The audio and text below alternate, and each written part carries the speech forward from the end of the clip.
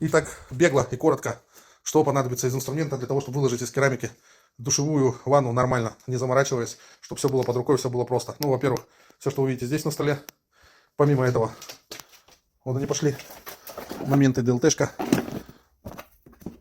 Он лежит, тоже нужна.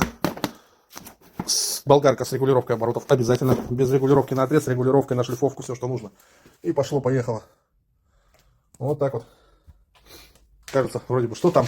Прийти положить плиточку. А нет, у каждого объекта свои моменты. И я тащу инструмент ровно так, как вижу цельную картину. И потом доношу уже тот, который понадобится.